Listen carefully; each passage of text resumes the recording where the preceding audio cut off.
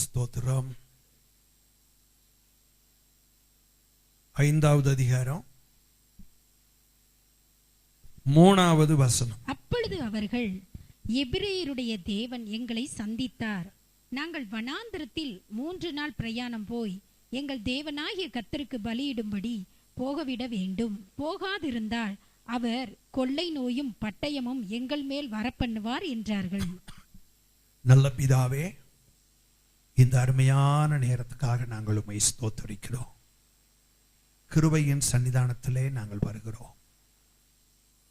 இப்பொழுதும் கர்த்தாவே, நாங்கள் தியானிக்க போகிற வசனத்தை தயவாய் எங்களுக்கு ஆசீர்வதித்து தாரும். உங்களை அல்லாமல் என்னால எதுவும் கூடாது.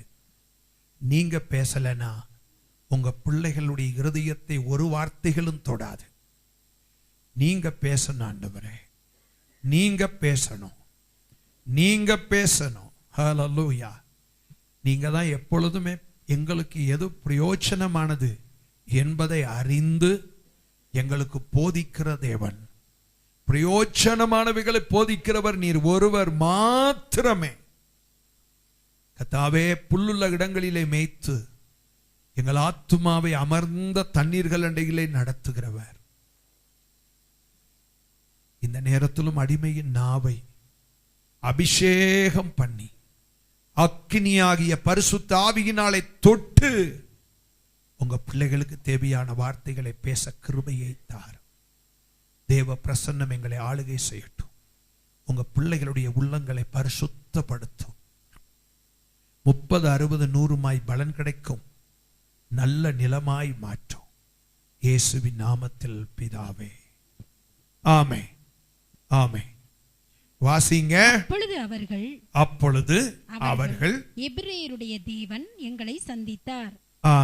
நாங்கள் வனாந்திரத்தில். அப்பொழுது அவர்கள் பார்வோனிடத்திலே போய் என்ன சொல்லுகிறார்கள் என்று சொன்னால், எபிரேயருடைய தேவன் எங்களை சந்தித்தார். எங்களை சந்தித்தார். எங்களை யார் சந்தித்தது? எபிரேயர்களுடைய தேவன் எங்களை சந்தித்தார். நாங்கள் வனாந்தரத்தில் 3 நாள் பிரயாணம் போய் 3 நாட்கள் பிரயாணம் போய். ஹல்லேலூயா. நாங்கள் வனாந்தரத்திலே 3 நாட்கள் பிரயாணம் போய் எங்கள் தேவனாகிய கர்த்தருக்கு பலியிடும்படி போகவிட வேண்டும். எங்களை போகவிட வேண்டும். போகாதிருந்தால், நாங்கள் போகவில்லை என்றால் அவர் கொள்ளை நோயும் பட்டயமும் எங்கள் மேல் வரப்பண்ணுவார். எங்கள் மேல் வரப்பண்ணுவார். அதாவது நாங்க எங்களுடைய தேவனை நாங்கள் சந்தித்தோம். எபிரேயர்களின் தேவன் தான் எங்கள் தேவன். அவரை நாங்க சந்தித்தோம். அவர் எங்க கூட பேசினார். என்ன பேசி சொன்னார் என்றால், நாங்கள் வனாந்தரத்தில் 3 நாள் பிரயாணம் போய் எங்கள் தேவனாகிய கர்த்தருக்கு பலியிடும்படி நாங்க போகணுமா. அப்படி போகலைன்னா சாமி குத்தம். என்ன குத்தம்? இதையே சொல்றாரு. ஹல்லேலூயா. சில சொல்லுவாங்க தெரியுமா, தெய்வ குத்தம். என்ன குத்தம்? தெய்வ குத்தம். ஹல்லேலூயா.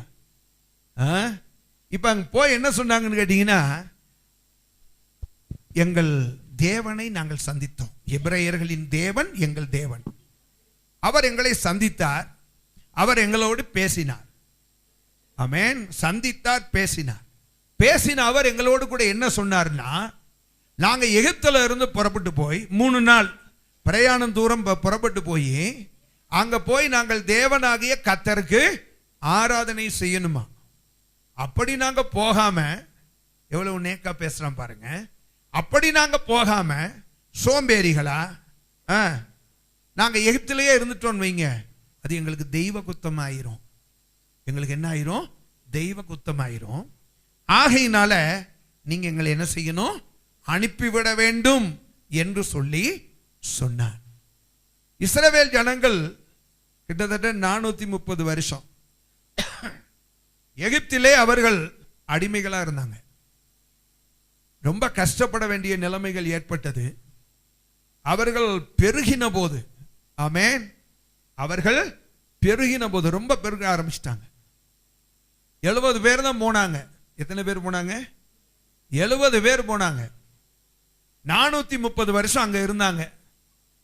பிறந்தது மரித்தது கூட்டி கழிச்சு எல்லாம் போட்டு கடைசியில் பார்த்தா புருஷர்கள் மாத்திரம் எத்தனை பேரா? 6 லட்சம். இந்த புருஷர்கள் இல்லாம மனைவிமாரு, பிள்ளைகள், பேர பிள்ளைகள் எல்லாம் சேர்த்து பார்த்தா கிட்டத்தட்ட வேத பண்டிதர்கள் சொல்லுகிறார்கள் 25 லட்சம் பேர் இருப்பாங்களாம். புரியுதா? பாருங்க, அந்த காலத்தில் போனவங்கள நிறைய பேர் செத்தாங்க, நிறைய பேர் இப்ப உயிரோட இல்லை. ஆனாலும் கூட அவங்களுடைய தொகை எப்படி ஆயிடுச்சு? 25 லட்சத்துக்கு மேல ஆகி போச்சு. இதை பார்த்த உடனே யாருக்கு பயம் உண்டாயிருச்சு? பார்வோனுக்கு பயம் உண்டாகிருச்சு. ஆகையினாலே அவர்கள் பெருக்கத்தை தடுக்க, அவர்களுடைய பெருக்கத்தை தடுக்க பயத்தினாலதான். ஐயா, இன்னைக்கு பாருங்க, ஆண்டவருடைய பிள்ளைகளுடைய எண்ணிக்கையை பார்த்தா நிறைய பேர் பயப்படுறாங்களா இல்லையா? நிறைய பேருக்கு அது அவங்கள தெரியாமலே ஒரு அச்சம் உண்டாகுது. இவ்வளவுக்கும் பார்த்தீங்கன்னா நம்முடைய எண்ணமே கிடையாது. ஒரு ராஜ்யத்தை உண்டாக்கணும், நம்ம ஆளுகை செய்யணும், அப்படியெல்லாம் நமக்கு ஒரு எண்ணமே கிடையாது. ஏன்னு கேட்டா, அந்தகாரத்திலிருந்து என்னைக்கு ஆச்சரியமான ஒளியினிடத்திற்கு வந்தோமோ அன்னைக்கே நம்ம ராஜா ஆயிட்டோம். சொல்லுங்க, நமக்கு இன்னொரு ராஜ்யம் வேணுமா? சொல்லுங்க. நம்முடைய 5 புலன்களையும் அடக்கி ஆளுவதற்கு கர்த்தர் நம்மளை ராஜாக்கள் ஆக்கிட்டார். அல்லேலூயா. அது மட்டும் இல்லை, ஆமென், அது மட்டும் இல்லை.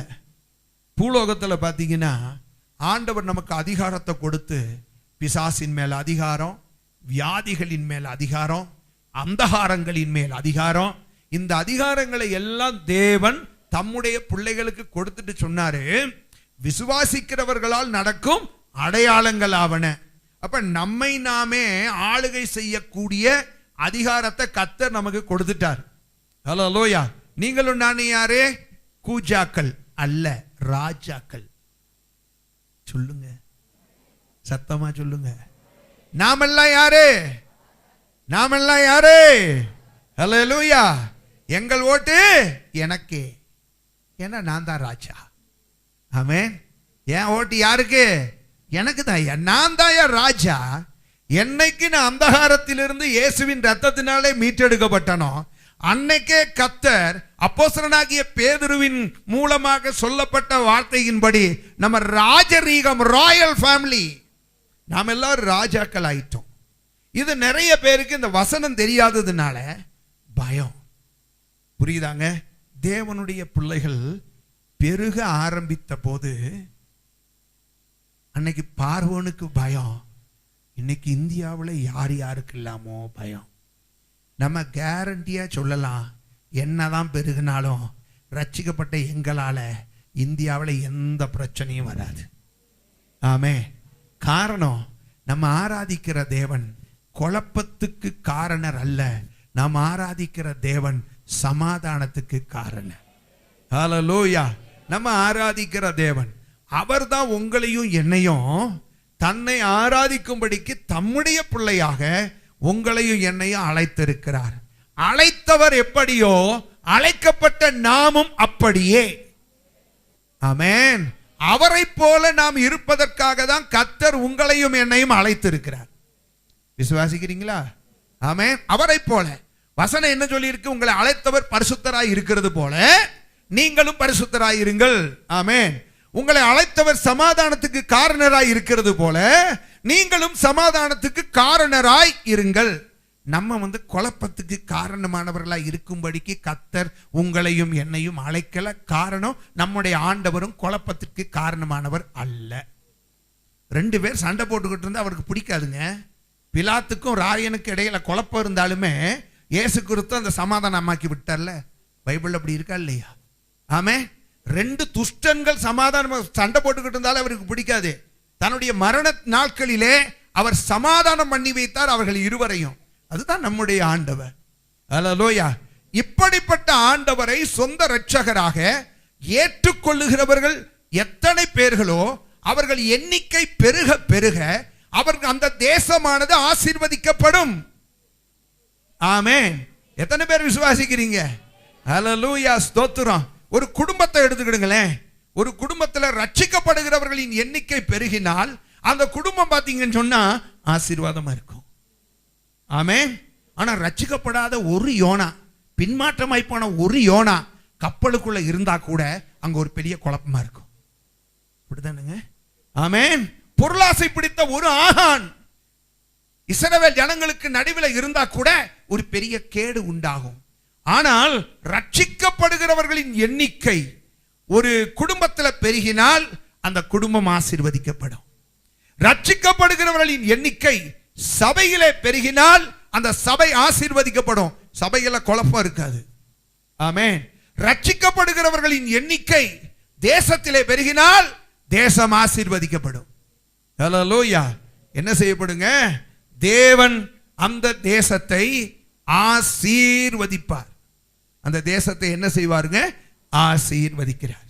ஆனால் இது தெரியாம இன்னைக்கு நிறைய பாருங்க, நல்லா கவனிங்க, நிறைய பேர் ஏன் தேசத்துல மழை இல்லை? சிலருக்கு தேவ பிள்ளைகள் பெருகக்கூடாதுன்னு நினைச்சுக்கிட்டு இருக்காங்க. தேவ பிள்ளைகள் பெருகலைன்னா தேசத்துல மழை பெய்யாதியா? ஆமென். ஏன்னு கேட்டா, என்னாமம் தரிக்கப்பட்ட என் ஜனங்கள் தங்களை தாழ்த்தி ஜெபம் பண்ணி தங்கள் பொல்லாத வழிகளை விட்டு ஆண்டவரை தேடும் போது தேவன் அவருடைய ஜெபத்தை கேட்டு தேசத்துக்கு சேமத்தை கொடுக்கிறார். ஆமென். அப்படித்தானுங்க? ஒரு ஆபிரகாம் இருந்தா ஒரு சோதோமுக்கு அழிவு வராதுன்னா தேவ பிள்ளைகளின் எண்ணிக்கை பெருக பெருக தேசத்துக்கு அழிவு வருமா வராதா? சொல்லுங்க. அழிவு வராது.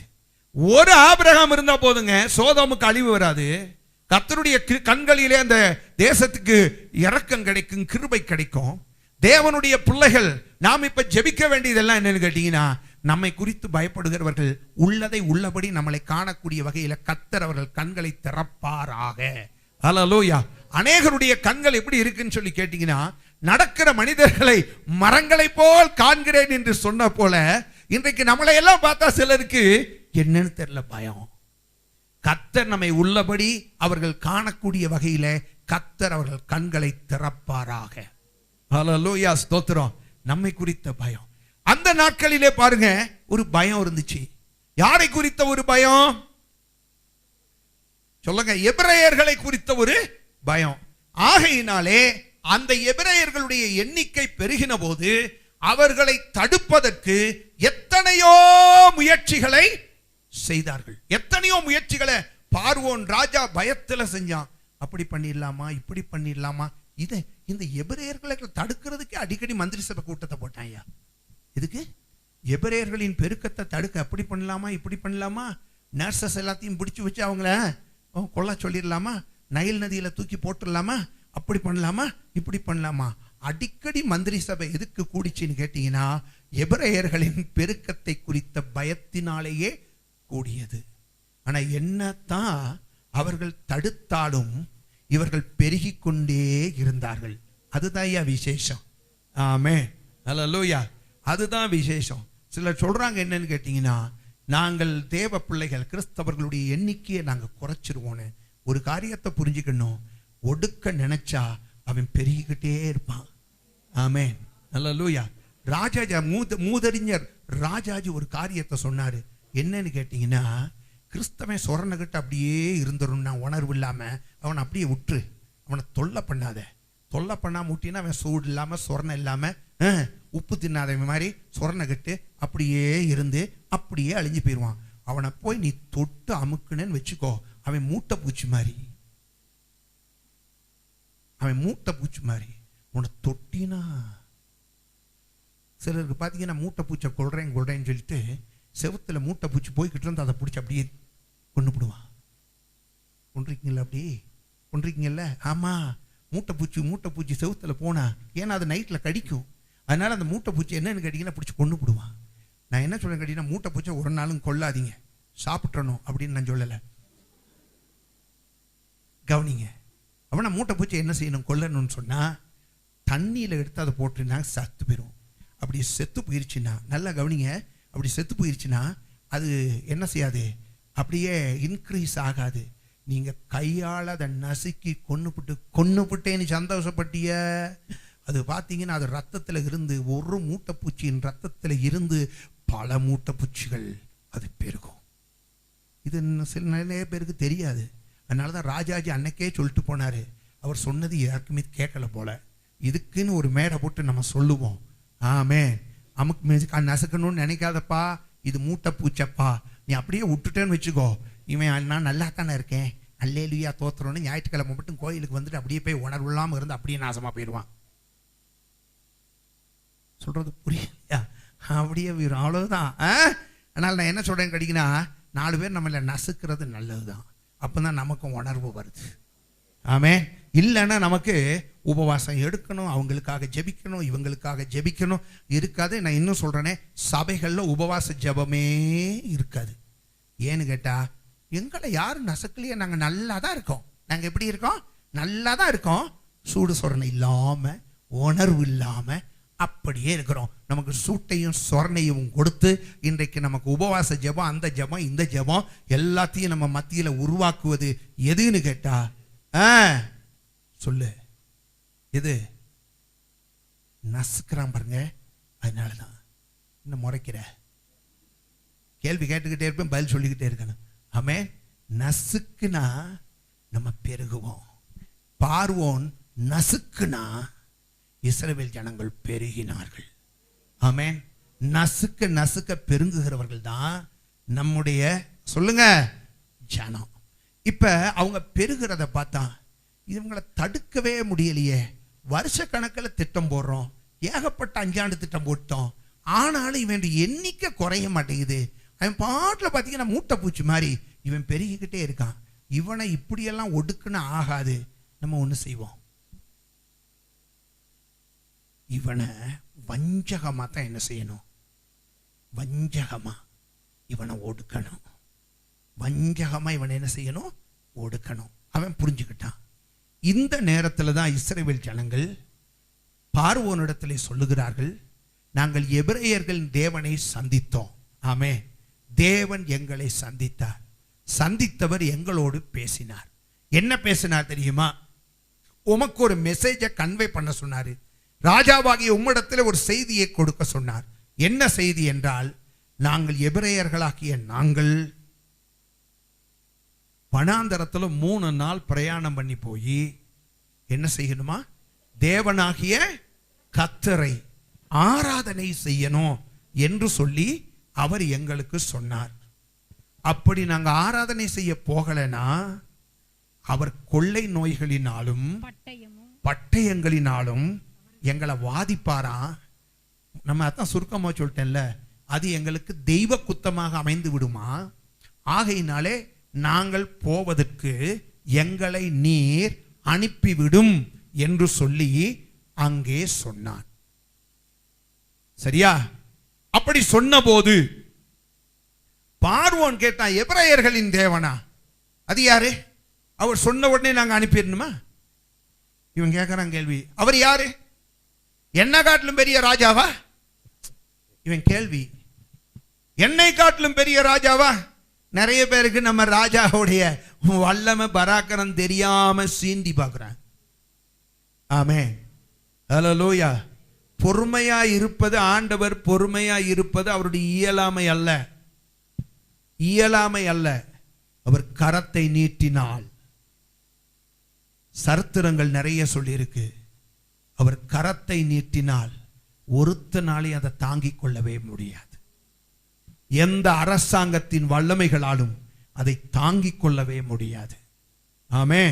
அந்த நேரத்தில் நீங்க வேதத்தில் பல இடங்களிலே பார்க்கலாம், கர்த்தர் இப்படிப்பட்ட நிலைமைகளில அப்படிப்பட்டவர்களுக்கு பயங்கரமான நெருக்கடிகளை கொண்டு வந்து கர்த்தர் அவர்களை தேவ பிள்ளைகளின் பாதங்களுக்கு கீழே கொண்டு வந்திருக்கிறார்.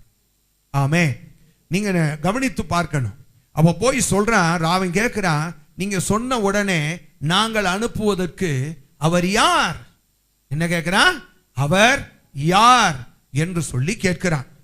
அப்ப சொன்ன உடனே பாத்தீங்கன்னு சொன்னா, மோசே சொன்ன என்னன்னு கேட்டீங்கன்னா, நீ அனுப்பலைன்னா இப்ப எங்களுக்கு ஒன்றும் பிரச்சனை இல்லை. ஏன்னு கேட்டீங்கன்னா, நீ அனுப்புனீன்னா நாங்க போறதுக்கு ரெடி.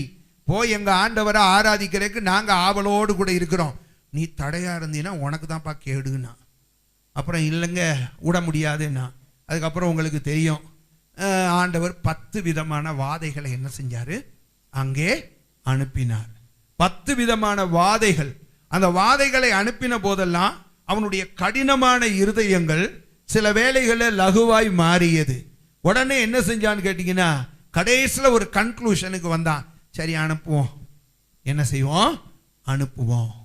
ஆனால் இஸ்ரவேல் ஜனங்கள் பார்த்தீங்கன்னா, பொதுவாக எபிரேயர்கள், யூதர்கள், அவங்கெல்லாம் பார்த்தீங்கன்னா நல்ல வேலைக்காரங்க, நல்ல மூளை உள்ளவங்க. அவனை ஒருத்தன் தன்னுடைய நிறுவனத்திலேயோ தேசத்திலேயோ வச்சிருந்தான்னு சொன்னா ஒருத்தனுமே அவனை அனுப்புறதுக்கு அவனுக்கு மனசே வராது.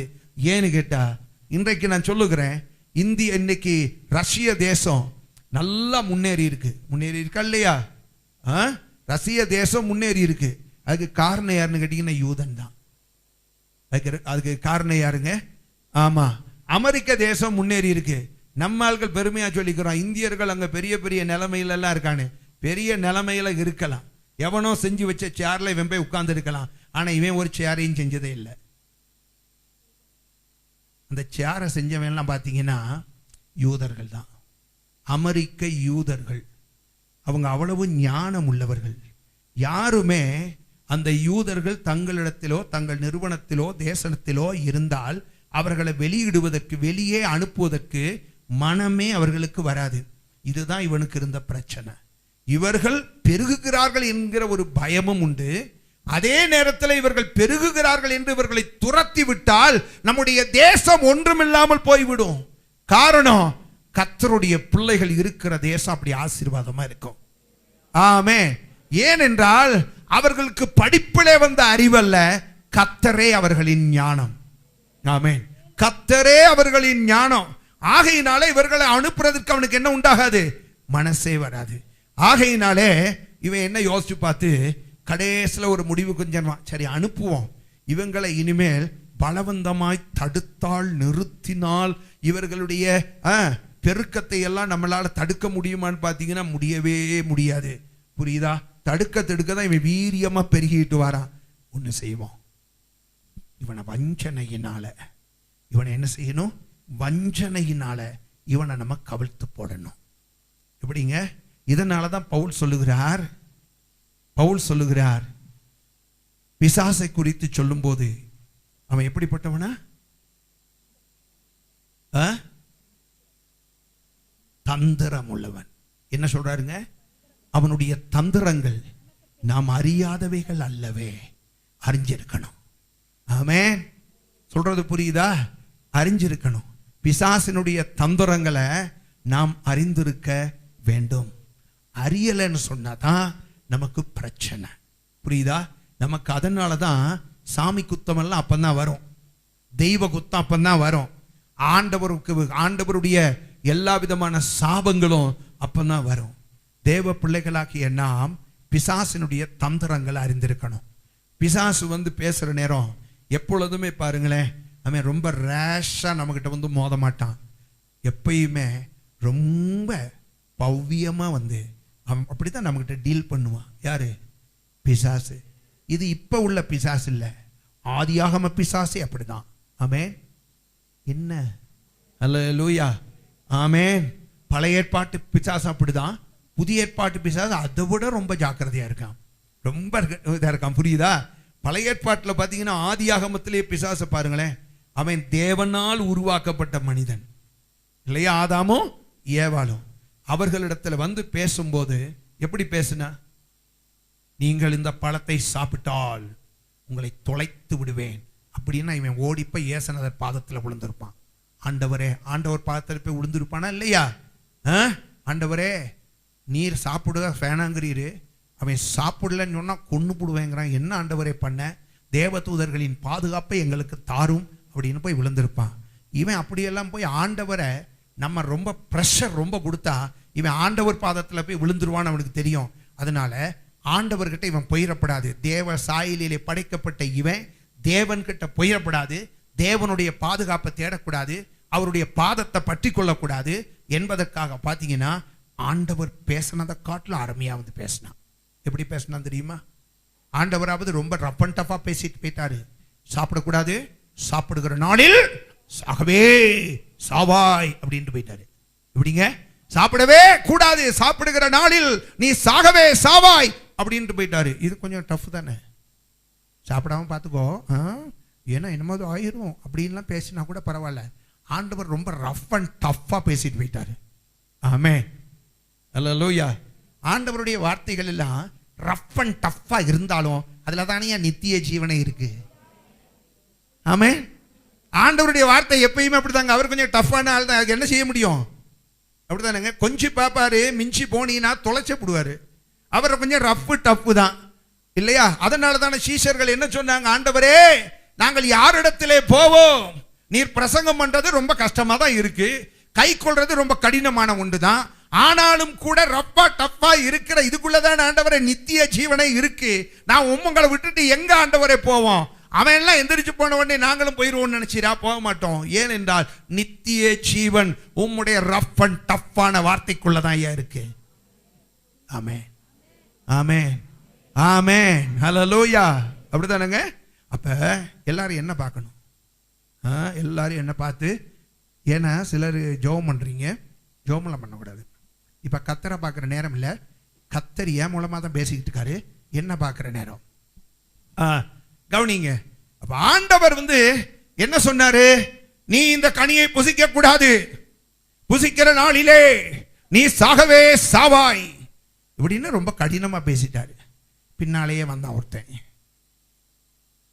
இந்த கனியை புசிக்க வேண்டாம் என்று சொன்னதுண்டோ? பத்தியா, நீ தேவர்களை போல ஆகணும்னு நான் விரும்புறேன். யாரை போல ஆகணும்? ஆமா, தேவர்கள்னு சொன்னா தேவனை போல ஆகணும்னு விரும்புறேன். நீ என்னதான் தேவ சாயல்ல படைக்கப்பட்டாலும் உனக்கு பேர் மனுஷன்தான். ஆனா நீ தேவனை போல ஆகணுங்கிறது என் ஆசை. யாருக்கு ஆசையா? அட பிசாசே, அப்படி அவன் ஆதாமும் ஏவாளும் தேவனை போல ஆகணும்னு ஆசையா இருந்துச்சுன்னா, ஏதேன் தோட்டத்தில் இருந்த மண்ணு தானே அது, அதை எடுத்து நீ அப்படி ஆக்கி இருக்கலாம்ல. அன்னைக்கெல்லாம் பேசாம இருந்துட்டு இன்னைக்கு ஆண்டவர் தன் சாயலில படைச்ச பிறகு வந்துட்டு தேவனை போல ஆக்கணுமா? எவ்வளவு கரிசனை இருக்கு பத்தியில. யாருக்கு மேல? யாருக்கு மேல? பிசாசுக்கு சில வேலைகளில் நம்ம கிட்ட கரிசனை உள்ளது மாதிரியா தப்பான். பிசாசு எப்பயுமே நம்ம கிட்ட வந்து ரொம்ப ரஃப்பா டஃப்பா நடந்துக்கவே மாட்டான். அவன் வஞ்சிக்கிறவன். அவன் எப்படிங்க? வஞ்சிக்கிறவன். அவன் வந்து பேசுகிறான், இதை சாப்பிடக்கூடாது என்று சொன்னதுண்டோ? ஆமா சொல்லிட்டாரு. டாடா, நீ சாப்பிட்டேன்னு வச்சுக்கோ, தேவனை போல் ஆகி விடுவாய். இன்னைக்கு தேவ சாயல் தான் உனக்குள்ள இருக்கு, தேவ சாயல் தான் இருக்கு. இதை மட்டும், இந்த பணத்தை மட்டும் சாப்பிட்டேன்னு வச்சுக்கோ, அவன் பொய்யனும் பொய்க்கு பிதாவுமானவன், அவன் வஞ்சிக்கிறவன். ஆமென். அவன் பொய்யனும் பொய்க்கு பிதாவுமானவன், வஞ்சிக்கிறவன். அவன் தன்னுடைய கிரியைகள், சிந்தைகள், செயல்கள் அத்தனையும் தேவனுடைய பிள்ளைகளுக்கு விரோதமாய் வஞ்சனையாகவே செய்வான். அவன் எதை செஞ்சாலும் வஞ்சனையாகவே செய்வான். புசிக்க கூடாது என்று சொன்னதுண்டோ?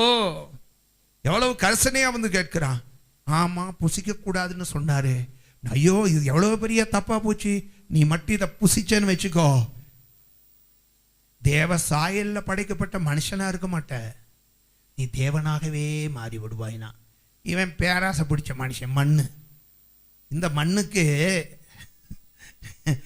இந்த லட்சணம் பத்தாதா? இந்த மண்ணுக்கு இந்த லட்சணம் பத்தாதா? இவன் யார மாதிரி ஆகணுமா? தேவனாகவே மாறணும். யாராக மாறணுமா? தேவனாக மாறணுமா? கடைசியில் நடந்தது பார்த்தீங்களா? அவனை நம்ப வச்சு, அதான் சொல்லுவாங்கல்ல, நம்ப வச்சு கழுத்தறுத்துட்டானே, நம்ப வச்சு கழுத்தறுத்துட்டான். அவன் தான் பிசாசு. அவன் தான் யாருங்க? நம்பிக்கைக்கு பாத்திரர் நம்ம ஆண்டவர் ஒருத்தர் தான். மற்றவன் எல்லாம் பார்த்தீங்கன்னா நம்பிக்கைக்கு உரியவனை போல பேசுவான், செயல்படுவான். ஆனா அவனை நம்புனீங்கன்னா உங்க எதிர்காலம் சூனியமாகிறோம். பிசாசை ஒருபோதும் நம்பக்கூடாது. ஆமென். அவனுடைய வஞ்சிக்கிற வார்த்தைகளை ஒருபோது நம்பிக்கவே வைக்கக்கூடாது. இப்ப இந்த பிசாசு என்ன பண்ணான்னு கேட்டீங்கன்னா, அன்னைக்கு ஏதேன் தோட்டத்தில் இருந்தான். இப்பொழுது பார்த்தீங்கன்னா எங்க வந்துட்டான் தெரியுமா? பார்வோனின் அரண்மனைக்குள்ள வந்துட்டான். அன்னைக்கு சர்ப்பத்துக்குள்ள பூந்தான், இன்னைக்கு பார்வோனுக்குள்ள பூந்துட்டான். யாருக்குள்ள பூந்துட்டான்? அன்னைக்கு சர்ப்பத்துக்குள்ள பூந்தான், இன்னைக்கு பார்வோனுக்குள்ள புகுந்து விட்டான். இப்ப புகுந்துட்டு அவன் என்ன சொல்றான்னு நீங்க அதை பார்க்கணும். 8வது அதிகாரம் 25வது வசனம், 25, 27 ரெண்டையும் வாசிங்க. அப்பொழுது பார்வோன் மோசேயும் ஆரோனையும் அழைப்பித்து நீங்கள் போய் உங்கள் தேவனுக்கு தேசத்திலே தானே பலியிடுங்கள் என்றார். உங்களுக்கு ஆராதனை தானே செய்யணும், உங்களுக்கு ஆராதனை தானே வேணும். நான் ஆராதிக்க வேணான்னு உங்களை சொல்ல மாட்டேன். ஏன்னா உங்கள் தேவன் உங்களை சந்திச்சிருக்கிறாரு. உங்களுக்கு கொள்ள நோய் வர்றதை என்னால சகிச்சுக்கவே முடியாது. நீங்கள் எவ்வளவு ஆசீர்வாதமான ஜனங்கள், இவ்வளவும் பேசலாம், புரியுதா? ஆமா, இவ்வளத்தையும் பேசிட்டு சொல்றான், வர்ஷிப் தானே உங்களுக்கு வேணும், ஆராதனை தானே வேணும்.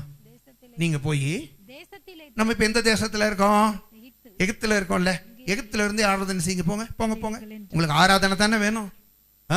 சண்டே முழுவதும் உங்களுக்கு ஆராதனை, போங்க போங்க போங்க. ஆனா எங்க இருந்து ஆராதிக்கணும்? வெளியெல்லாம் போகக்கூடாது. ஐயோ, வெளியே போனவங்க ஆடு மாடுகளுக்கு புல்லுக்கு என்ன பண்ணுவீங்க?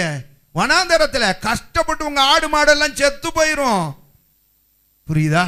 அவன் எப்பயுமே பாத்தீங்கன்னா பிசாசு நம்ம மேல கரிசனை உள்ளவன் மாதிரி நடிப்பான். ஆமே, ஆனா கரிசனை உள்ளவன் அல்ல.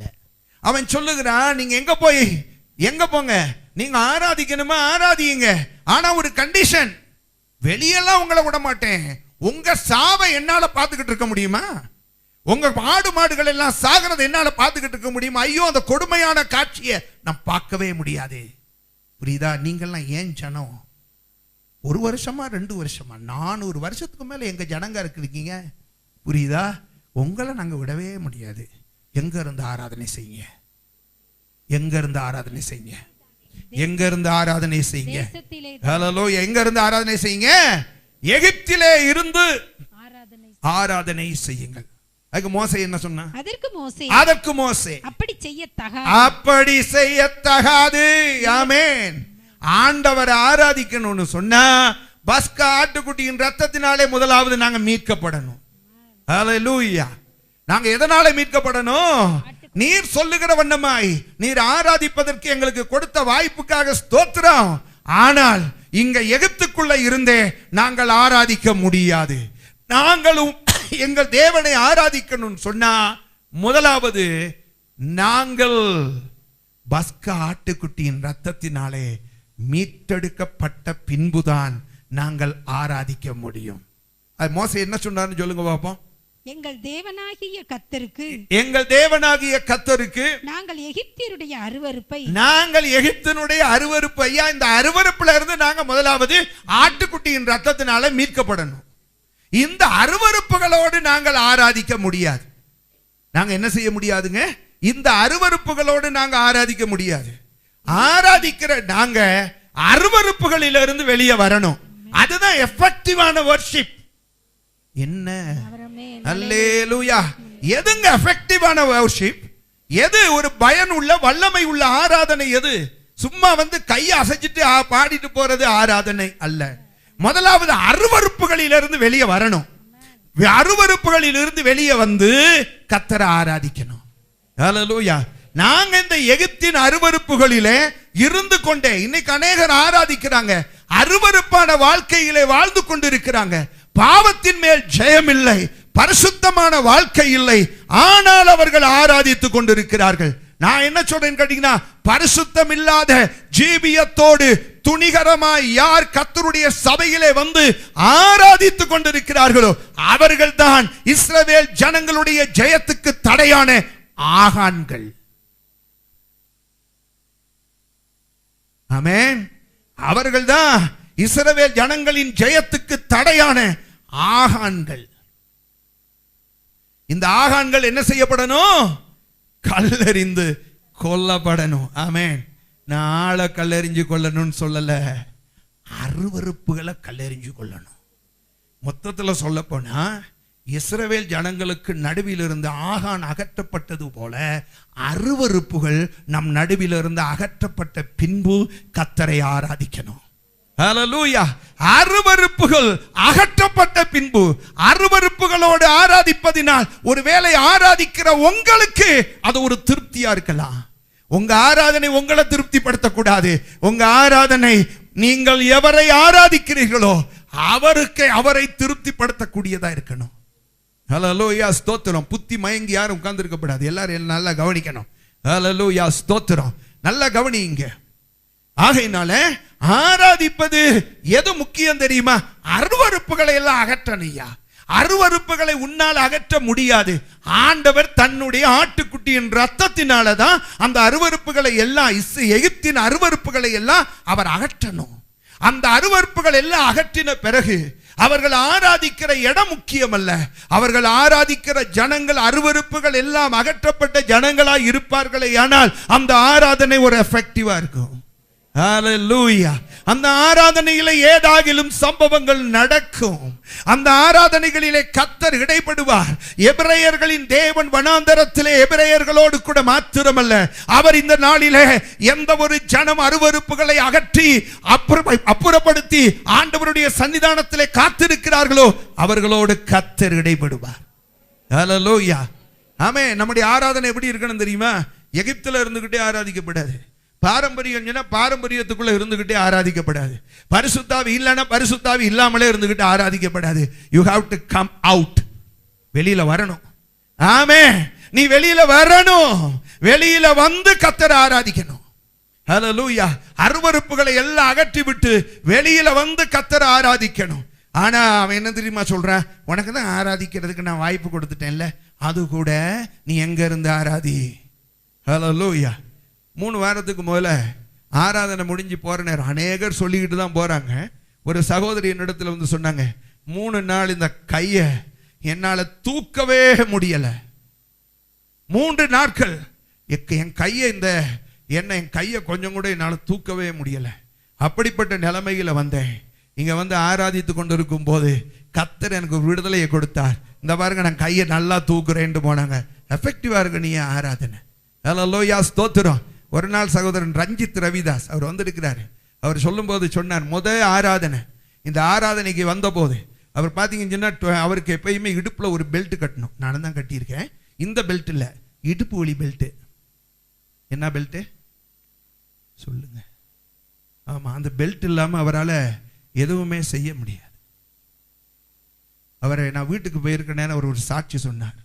முதல் நாள் ஃபர்ஸ்ட் டே, இந்த பாருங்க அங்கதான் உட்கார்ந்துருக்காரு, இந்த பாருங்க இருக்காரு, கை உயர்த்துறாரு பாருங்க, அவரே தான். எல்லாரும் பாருங்க. சரி, என்ன நடந்துச்சுன்னு சொல்லி கேட்டீங்கன்னா, ஆராதிச்சுக்கிட்டே இருக்கிற நேரம் உடம்பெல்லாம் ஒரு மாதிரி சிலுத்திச்சான், வேர்த்திச்சான், இடுப்பு வலியெல்லாம் போயிருச்சான்.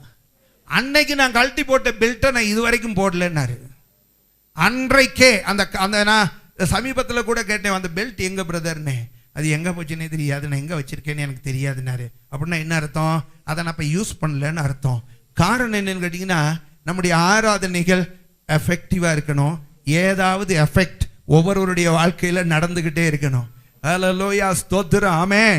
தேவனுடைய பிள்ளைகளாக இருந்தால் ஜெயம் எடுக்கணும். அந்த ஜெயத்தை பெறக்கூடாதபடிக்கு தடையாக இருக்கிற ஆகானாகிய அருவருப்போ அது எகிப்திலேயே விட்டுறணும். ஆமென். அந்த எகிப்தின் அனுபவத்தோடு நாம் என்ன செய்யக்கூடாது? ஆராதிக்கவே கூடாது. இப்ப என்ன நடந்துச்சு சொல்லுங்க? இவன் இப்ப என்ன சொல்லுகிறார்? வாசிங்க 8:27. நாங்கள் வனாந்தரத்தில் 3 நாள் பிரயாணம் போய் எங்கள் தேவனாகிய கர்த்தர் எங்களுக்கு விதிக்கிறபடியே அவருக்கு பலியிடுவோம். நாங்கள் அவர் சொல்லி இருக்கிற மாதிரி தான் நாங்க பலியிடுவோம். 3 நாள் பிரயாணம் பண்ணி போவோம். 3 நாள் பிரயாணம் என்ன தெரியுமா?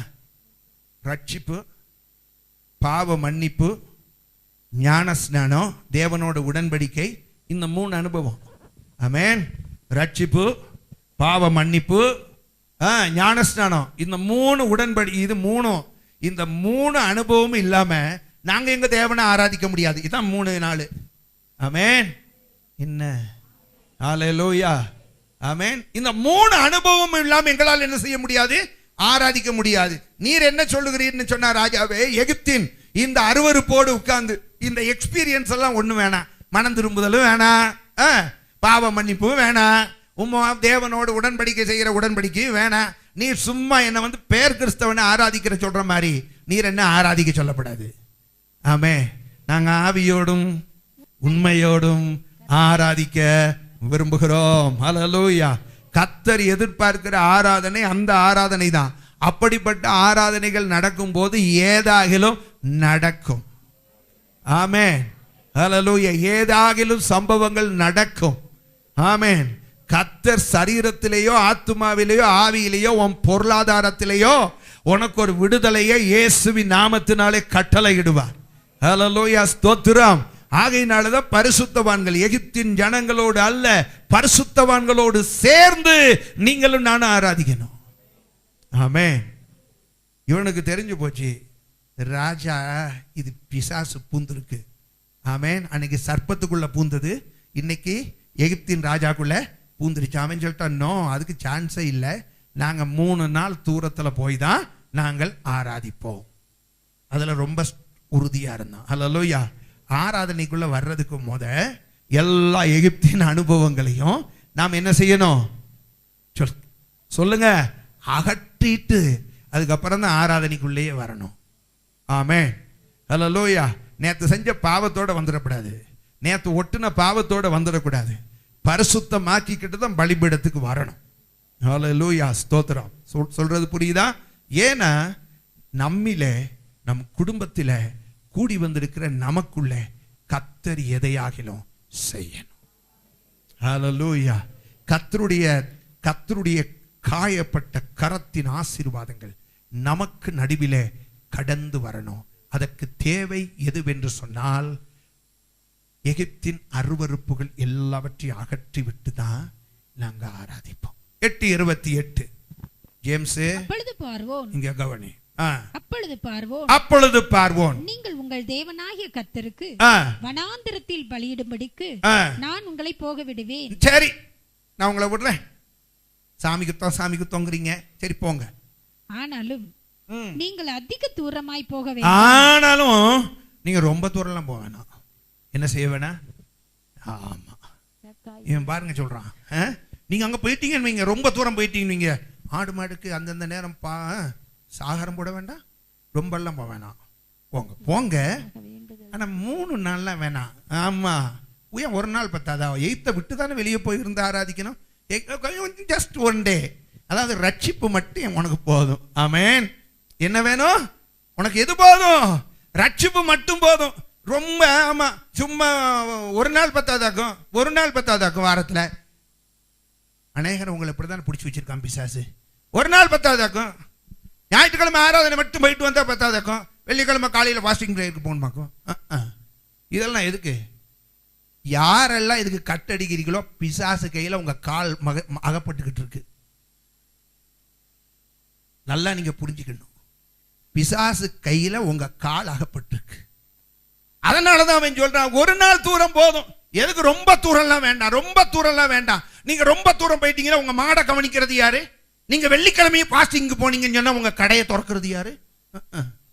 நல்ல பிசினஸ் ஆகிற பீக் டைம். ஆமா, உங்க வீட்டுல சமையல் அன்னைக்கு பண்றது யாரு? காலையிலேயே என்ன வெறும் பிரெட்டா சாப்பிட்டு போக முடியும்? அதெல்லாம் முடியாது. எப்பயும் மேல நச்சுன்னு நறுக்குன்னு வாயா இருக்க. இப்ப கவனிங்க, அப்படியா நச்சுன்னு நறுக்குன்னு கேக்குது? ஃபாஸ்டிங் பிரேயர்னு சொன்னா பிரெட்டே திங்கப்படாதியா? அன்னைக்கும் சாப்பாடு நச்சு நறுக்குன்னு உப்பா காரமா சாப்பிடணுமா? சாப்பிடாம வரணையா? பிசாசு உங்களை போட்டு சிலரை பார்த்தீங்கன்னா வஞ்சித்து வச்சிருக்கான். ஒரு நாள் தூரம் போதும், ஒரு நாள் ஞாயிற்றுக்கிழமை போனால் போதும், நீ அடுத்த நாள்லாம் தேவையில்லை. புரியுதா? ஆமா. ஏன் உன் மனைவி தான் உனக்காக ஜெபம் பண்ணிக்கிட்டு இருக்காள்ல? ஏன் உன் மனைவி தான் வீட்டுக்கு குடும்பத்துக்கு ஆசீர்வாதத்துக்காக பிள்ளைக்காக ஜெபம் பண்ணிக்கிட்டு இருக்காள்ல? இனி எதுக்கு நீ போகணும்? இது பேசுறது யாரு? இது யாரு? பார்வோன். இது யாருங்க பேசுறது? பார்வோன். ஒரே நாள் போதும், ஒரு நாள் போதும், ரொம்ப தூரம் போகாத. அப்புறம் உன்னுடைய இங்க ஆடு மாடெல்லாம் கவனிக்கிறது யாரு? உன் பிள்ளைகளை எல்லாம் விட்டுட்டு போறீங்க, கவனிக்கிறது யாரு? உன் பிள்ளைகள் சுகம் இல்லாம படுத்துச்சுன்னா அதை கவனிக்கிறது யாரு? நீ ரொம்ப தூரம் போகாதே. 3 நாள்லாம் வேண்டாம். That is 3 much. எப்படிங்க? நாட் 2 மச், அது 3 மச். நீ அங்கெல்லாம் போகாது, அவ்வளவு தூரம் வேணாம், ஒரு நாள் தூரம் போதும். இவ்வளவும் பிரசங்கத்தை கேட்ட பிறகும் சொல்லுங்க, நமக்குள்ள ஒரு உணர்வு வரணுமா வரக்கூடாதா? வரணுமா வரக்கூடாதா? ஞாயிற்றுக்கிழமை ஒரு நாள் அல்ல ஐயா. எப்பெல்லாம் நமக்கு வாய்ப்பு கிடைக்குதோ, எப்பொழுதெல்லாம் நமக்கு வாய்ப்புகள் கிடைக்கிறதோ அப்பொழுதெல்லாம். நான்லாம் ஒரு ஃபாஸ்டிங் ப்ரேயர் மிஸ் பண்ணவே மாட்டேன். எனக்கு இப்போ அசிஸ்டன்ஸ் இருக்காங்க. நான் நீங்கள் நடத்துங்கன்னு சொல்லிட்டு என் பாட்டில் வீட்டில் நான் உட்காந்துருக்கலாம். ஆனால் எனக்கு என்னன்னு கேட்டிங்கன்னா, என்ன கஷ்டப்பட்டாலும் எங்கே போனாலும், எத்தனை நாள் ப்ரோக்ராம் போட்டு போனாலும் சரி, வெள்ளிக்கிழமை காலையில் 7 மணிக்கு நான் இங்கே இருக்கணும். ஏன்னு கேட்டால், நான் அதனுடைய அந்த ஆசீர்வாதத்தை அனுபவிச்சிருக்கிறேன். ஆமென். நானும் ஆசீர்வதிக்கப்பட்டு இருக்கிறேன். ஆமென். அது மாத்திரமல்ல, அநேகர் ஆசீர்வதிக்கப்பட்டு இருக்கிறார்கள். ஹல்லேலூயா. அதனால பார்த்தீங்கன்னா, என்ன சூழ்நிலைனாலும் சரி, நான் கூடுமான வரைக்கும் ஒரு நாளும் இளைப்பாறுதல் இல்லாமல் தேவ சமூகத்தில் என்னுடைய காரியத்தை செய்வதற்கு நான் அர்ப்பணித்திருக்கிறேன். தைரியமாய் பேசுகிறேன். ஆமென். எதற்காக இதை சொல்றேன்னு கேட்டீங்கன்னா, ஒரு நாள் போதும், ரொம்ப தூரம் போகாத, ஏதோ போகணும். அதுக்காக இப்படியா பைத்தியக்கார மாதிரி ஏதோ ஞாயிற்றுக்கிழமை காலையில சாப்பிடாம போயிட்டு வந்துட்டு அன்னைக்கு அது ஃபாஸ்டிங்க நினைச்சுக்கீங்க. யார் சொல்றா? பிசாசு. அத ஃபாஸ்டிங்க நினைச்சுக்கீங்க. ஆமா, இதுக்காக இடையில 2 நாள் ஃபாஸ்டிங்க, உடம்பு கெட்டு போயிடும், ஆசிடிட்டிக்கு வந்துடும். ஆமா, கொஞ்சம் பார்த்துக்கோ. எப்படி? ஆமா, அல்சர் வந்துடும், அல்சர்லாம் வந்துடும், கொஞ்சம் பார்த்துக்கோ. ரொம்ப போகணும், ஆனா ரொம்ப ஆழமா என்ன செய்யக்கூடாது? போகக்கூடாது. ரொம்ப என்ன செய்யக்கூடாது? இது யார் சொல்றா? ஆமா, கணுக்கால் அளவு ஆழம் தானையா, அதுலயே நீ நீச்சல் அடிக்க பாரு. கணுக்கால் அளவுல நீச்சல் அடிச்சுன்னா மொழியெல்லாம் பேந்து போயிருமியா?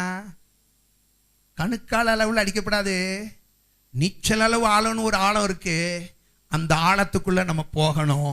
நீ விரும்பினா பரிசுத்த ஆவியானவர் அந்த ஆழத்துக்குள்ள கொண்டு போவார். ஆமென். இருக்கிற ஒரு ஆவிக்குரிய நிலைமையிலேயே நமக்கு ஒரு திருப்தி. ஆவிக்குரிய நிலைமையில நமக்குள்ள இருக்கிறதுல திருப்தி. புரியுதா? நமக்கு இந்த நிலைமை இருக்கக்கூடாது. வேதம் என்ன தெரியுமா சொல்லி இருக்கு? சத்திய ஆவியானவர் உங்களுக்குள்ளே வரும்போது சகல சத்தியத்துக்குள்ளும் நடத்துவார். இன்னைக்கு நமக்குள்ள இருக்கிற சத்தியம் எல்லாம் சொல்லுங்க பாப்பா. ரட்சிப்பு சொல்லுங்க, பாவ மன்னிப்பு சொல்லுங்க, ஞான ஸ்நானம் சொல்லுங்க, பரிசுத்த ஆவி. அப்பாடா, எல்லாம் எனக்கு தெரியும். எப்படிங்க? எல்லாமே எனக்கு தெரியும். நான் எங்க போயிட்டேன்? ரொம்ப ஆழத்துக்குள்ள போயிட்டேன். நான் என்ன சொல்றேன்னு கேட்டீங்கன்னா, இதெல்லாம் தேவை. புரியுதா? இதெல்லாம் தேவை. ஆனா இதுதான் நீச்சல் அளவு ஆழம் அல்ல. இது அஸ்திவாரம் மாத்திரமே. இது அஸ்திவாரம் மாத்திரமே. இது முக்கியம் இல்லையான்னு நீங்க கேட்கலாம். ஒரு கட்டிடத்துக்கு அஸ்திவாரம் எப்படியோ, ரட்சிப்பு, பாவ மன்னிப்பு, ஞானஸ்நானம், பரிசுத்த ஆவி, இவைகள் எல்லாம் அஸ்திவாரம் மாத்திரமே. இவைகள் எல்லாம் அஸ்திவாரம் மாத்திரமே. இன்னும் சொல்றேனே, இவைகள் எல்லாம் நம்ம 1ஆம் கிளாஸ் படிச்சதுக்கு அடையாளம், எல்லாவற்றையும் படித்ததற்கு அடையாளம் அல்ல. எல்லாம் படித்ததற்கு அடையாளம் அல்ல. ஆனா பிசாசு பாருங்க, இன்னைக்கு ரொம்ப லிமிட்டா வச்சிருக்கிறான். ஒரு நாள் நம்ம சபைக்கு அந்த சகோதரி இறந்து போயிட்டாங்க, ரூபி ஆண்டி. அவங்க என்கிட்ட சொல்லும்போது சொன்னார், அவங்க வீட்டுக்கு ஒரு எந்த சபைன்னு சொல்ல மாட்டேன், ஆனால் ஆவிக்குரிய சபை. அவர் அவங்க வீட்டுக்கு அடிக்கடி வருவார். வரும்போது அவர் என்ன சொன்னாரா, அவர் சொன்ன வார்த்தை, நான்லாம் ஆண்டி சர்ச்சுக்கு போவேன் வருவேன், அவ்வளவுதான். நான் ரொம்ப எல்லாம் டீப்பாக போக மாட்டேன். ரொம்ப என்ன செய்ய மாட்டேன்? டீப்பாக போக மாட்டேன். நான் ரொம்ப டீப்பாக போனேன்னு வைங்க, எனக்கு பிரச்சனைகள் ரொம்ப வருது. என்ன வருது? ஆமா, கிறிஸ்துவுக்குள்ள ஆழமான வாழ்க்கை வாழ்வதற்குனாலே உனக்கு பிரச்சனை வந்துச்சுன்னா நீ பாக்கியவானா இருப்பாய். ஆமே, கிறிஸ்துவுக்குள்ள ஆழமாய் நீ வாழ்வதனால் உனக்கு பிரச்சனைகள் வருமையானால் நீ பாக்கியவானா இருப்பாய். அந்த சகோதரன் எனக்கு சொந்தக்காரன் தான், ஆனால் அவர் நம்ம சபையில் அல்ல. அவர் சொன்னாரு, போவேன், புரியுதாங்க, ஒட்டுக்கோ தொட்டுக்கோ, அவ்வளவுதான். நான்லாம் அப்படி ரொம்ப டீப்பாக போக மாட்டேன். காரணம், நான் அப்படி போனேன்னு சொன்னா பிரச்சனைகள் அதிகமாய் வருவதை நான் உணர்கிறேன். புரியுதா? பவுல் சொல்லுகிறார், உம்முடைய நாமத்தின் நிமித்தம் நாங்கள் கொல்லப்படுகிறோம், அடிக்கப்படுகிற ஆட்டை போல நாங்கள் எண்ணப்படுகிறோம். எதனால தெரியுமா? ஆண்டவருக்குள்ள நாங்க 3 நாள் தூரம் மாத்திரமல்ல, இன்னும் ஆழமாய் போக எங்களை அர்ப்பணிக்கும் போது, இப்படிப்பட்ட ஆழத்துக்குள்ளே நாங்கள் போகக்கூடாதபடிக்கு, ஆழத்தின் ஆசீர்வாதங்களை நாங்கள் அனுபவிக்க கூடாதபடிக்கு பல போராட்டங்களை பிசாசு கொண்டு வரத்தான் செய்வான். ஆனாலும் கூட அவைகளுக்கு நடுவிலும் ஒரே தீர்மானம், நான் மேலோட்டமா இருக்க மாட்டேன், ஆழத்துக்குள்ள போவேன். ஹல்லேலூயா. ஏனென்றால் நல்லா பாருங்க, நீங்க கடல்ல மேல போய் நின்று பாருங்க, வெறும் தண்ணி தான் தெரியும். கொஞ்சம் போய் பாருங்களேன், ஏதோ சில மீன்கள் தெரியும். ஆழத்துக்குள்ள போய் பாருங்களேன், அதை பார்க்கறதுக்கே நமக்கே ஒரு ஆச்சரியமா இருக்கு. கடலுக்குள்ள இவ்வளவு அழகு இருக்கா? கடலுக்குள்ள இவ்வளவு ஆசீர்வாதங்கள் இருக்கா? பார்க்கறதுக்கு ரசிப்பதற்கு நானா நினைச்சிருக்கேன். ஒரு நாள் டிஸ்கவரி சேனல்ல நான் போட்டு பார்த்துக்கிட்டு இருக்கேன், நினைச்சேன் உள்ளேயே போயிடலாமான்னு. எதுக்குள்ள? ஆமாங்க, அங்க அவ்வளவு இருக்குங்க. நம்ம நினைச்சுக்கிட்டு இருக்கிறோம் உலகம் தான் இவ்வளவு அழகா இருக்குன்னு. கடலுக்குள்ள என்ன அழகா இருக்கு தெரியுமா? உள்ள போய் பார்த்தாதான் ஐயா தெரியும். உள்ள போய் பார்க்கணும். ஆனா என்னன்னு கேட்டீங்கன்னா, உள்ள போறதுக்கு மூச்சை தம் பிடிக்கணும், ஒரே சிந்தையோடு. ஹல்லேலூயா. மூச்சை பிடிச்சு உள்ள போகணும், வேற எந்த கான்சென்ட்ரேஷன் இருக்கக்கூடாது. ஆண்டவருக்குள்ள அப்பதான் ஆழமா போக முடியும். ஆமென். சத்தம் கேட்கும், பார்வோனின் சத்தம். ரொம்ப தூரம் போகாத, லிமிட்டா வச்சுக்கோ, லிமிட்டா வச்சுக்கோ. புரியுதா? லிமிட்டா வச்சுக்க. மோசே சொன்ன அப்படி அல்ல. நாங்க 3 நாட்கள் என்ன செய்வோம்? போவோம். 8வது வசனத்தை வாசிங்க. 28.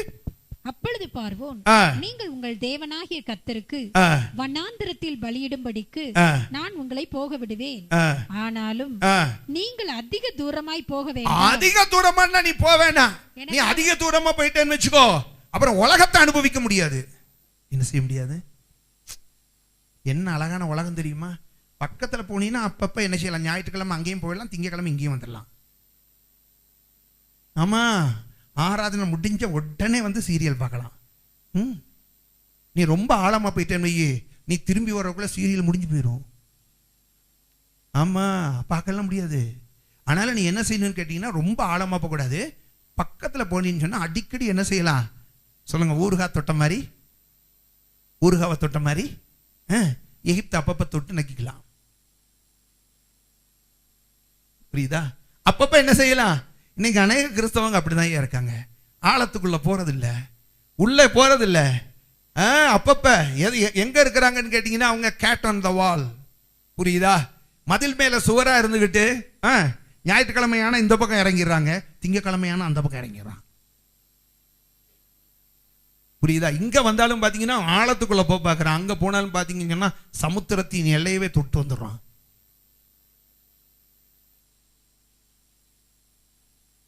மோசே சொல்லிட்டான் ஒரே வார்த்தை, ராஜாவே வாய்ப்பே கிடையாது, நாங்க போகணும்.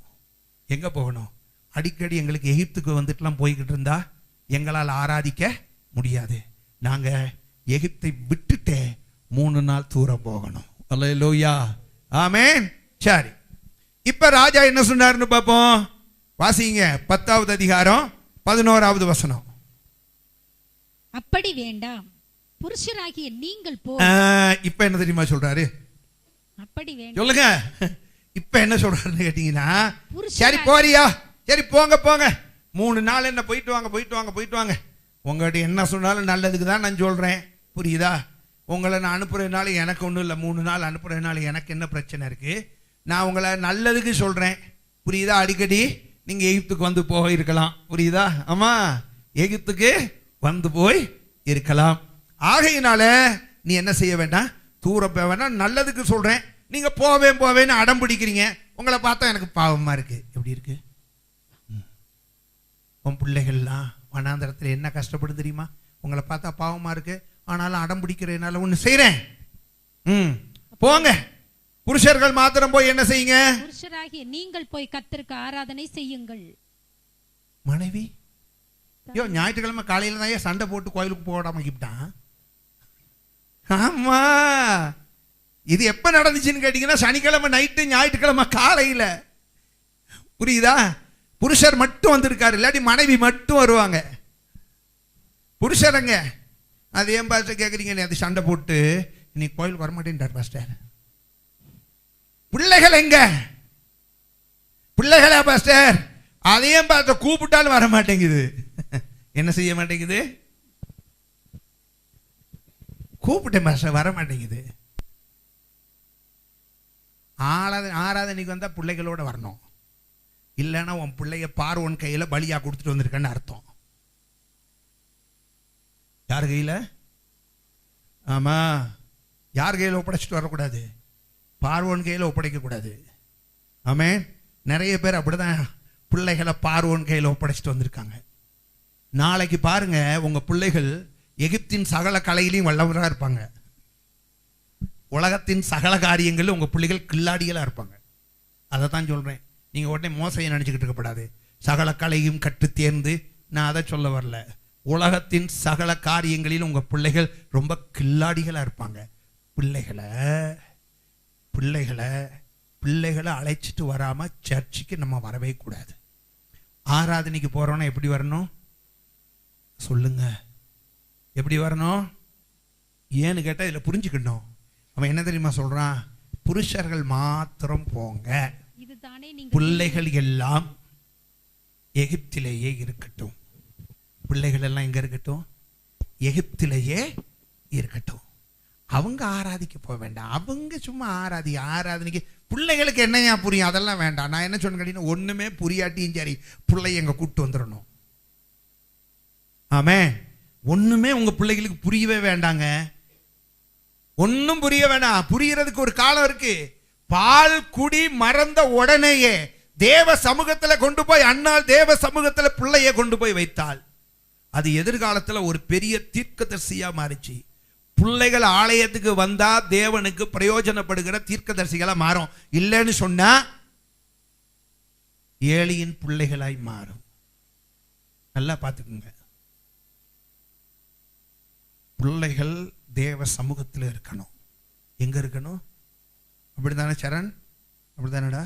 ஆமா, நீ எங்கேயோ கவனிச்சுக்கிட்டு இருந்த, ஆனாலும் பரவாயில்ல. கவனிங்க. அப்ப பிள்ளைகள் எங்க இருக்கணும் சொல்லுங்க? தேவ சமூகத்தில் இருக்கணும். இல்லைன்னு சொன்னா உங்க பிள்ளைகளை உங்களிலிருந்து பிரித்து நீங்க ஆராதனைக்கு வரக்கூடாது, உங்க பிள்ளைகளை ஆராதனைக்கு வரக்கூடாதபடிக்கு தடுத்தவன் பார்வோனுக்குள்ள இருந்த ஆவி என்பதை மறந்து போய்விட கூடாது. பார்வோனுக்குள்ள இருக்கிற ஆவி என்ன செய்கிறான்?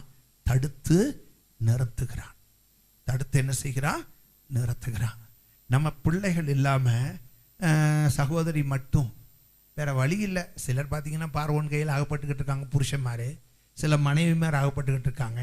சிலர் பார்த்தீங்கன்னா சில பிள்ளைகளை இவங்களே என்ன செய்கிறாங்க?